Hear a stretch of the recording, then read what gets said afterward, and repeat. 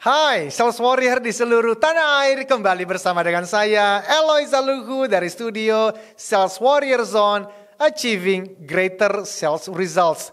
Topik kita kali ini adalah Radical Prospecting bagian pertama. Kita mulai dengan kesimpulan berikut, ayo konsentrasi penuh, dengarkan ya. No prospecting, no closing. No closing, no money, no business baby. Artinya, malas sales prospecting, ya nggak ada closing, ya nggak ada uang lah. Nggak ada uang, ya nggak ada bisnis. Karena itu, untuk meraih target penjualan atau minimal survive dulu dah. Bertahan dalam kondisi ekonomi dan bisnis yang semakin menekan dan semakin menantang seperti saat ini. Tidak bisa tidak, kuncinya adalah prospecting. Saya menyebutnya radical prospecting. Bagaimana caranya?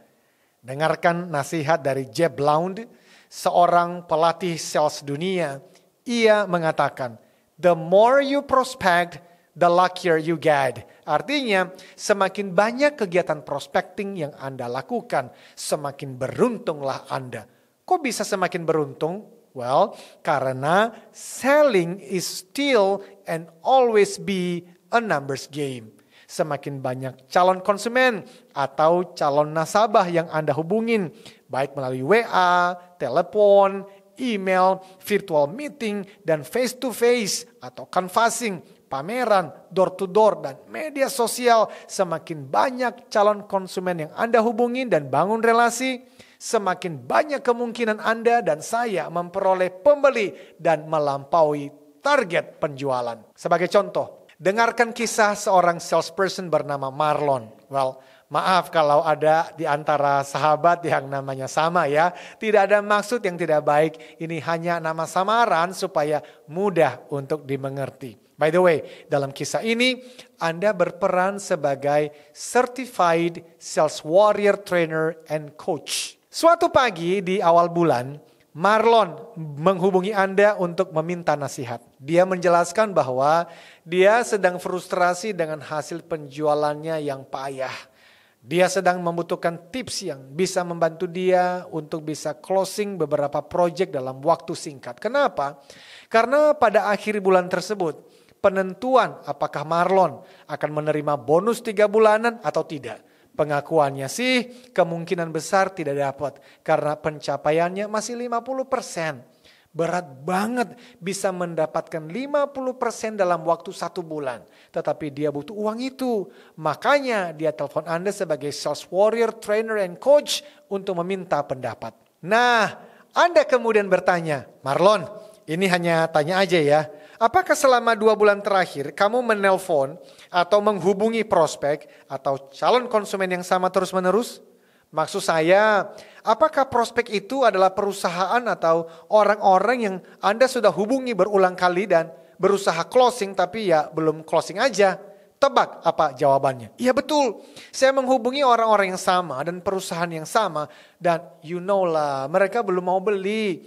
Saya sudah berusaha tetapi ditolak terus, makanya saya telepon. Mungkin Anda memiliki beberapa teknik closing yang bisa saya gunakan agar bisa capai target di akhir bulan ini. Please help me, ini situasi genting.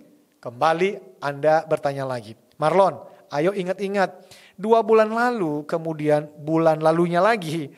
Berapa rajin sih Anda dalam melakukan aktivitas penjualan, khususnya prospecting? Jawabannya, well, 2 bulan terakhir kan bisnis lesu, sepi, kondisi ekonomi masih krisis.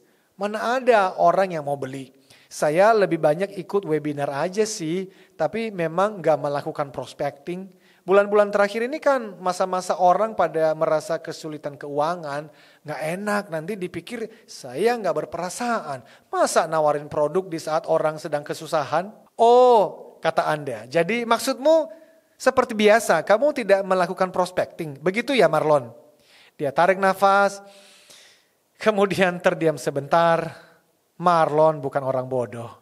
Dia tahu arah pertanyaan Anda. Dan akhirnya dia mengakui, yes betul, seperti biasa. Saya tidak melakukan prospecting. Lalu kesal pada dirinya sendiri, dia pamit dan mengakhiri sambungan telepon itu. Friends, Sales warriors, sales elite. Apa sih yang terjadi dalam percakapan tadi? Yes, betul. Marlon didn't have a closing problem. He had a prospecting problem. Maksudnya apa? Begini, masalah Marlon bukan teknik closing. Masalahnya adalah urusan prospecting, teman-teman. Dia malas prospecting, jadi jelas tidak usah bicara tentang closing. Mengapa? Karena no prospecting, no closing. No closing, no money, no money, no business, baby. Tapi solusinya apa? No day without prospecting. Teman-teman, Anda dan saya tidak dapat berharap untuk melakukan prospecting dalam satu hari lalu mengharapkan keajaiban terjadi. Tiba-tiba closing. Dibutuhkan komitmen dan disiplin yang konsisten dari waktu ke waktu. Setiap hari, no day without prospecting. Itulah radical prospecting, tidak ada hari tanpa prospecting. Jadi, langsung setelah mendengar podcast ini, tanpa menunda, langsung kepada 3 orang yang nama dan nomor kontaknya ada di HP Anda, kirim WA atau telepon. Say hi, tanya kabar, kesehatan, dan bisnisnya. And then, wish them the best. Jangan langsung hard selling gitu dong. Bangun relasi terlebih dahulu. Dan ketika nanti waktunya sudah memungkinkan, Anda bisa merasa ini waktunya untuk menawarkan produk, menawarkan jasa, dan bahkan sampai closing.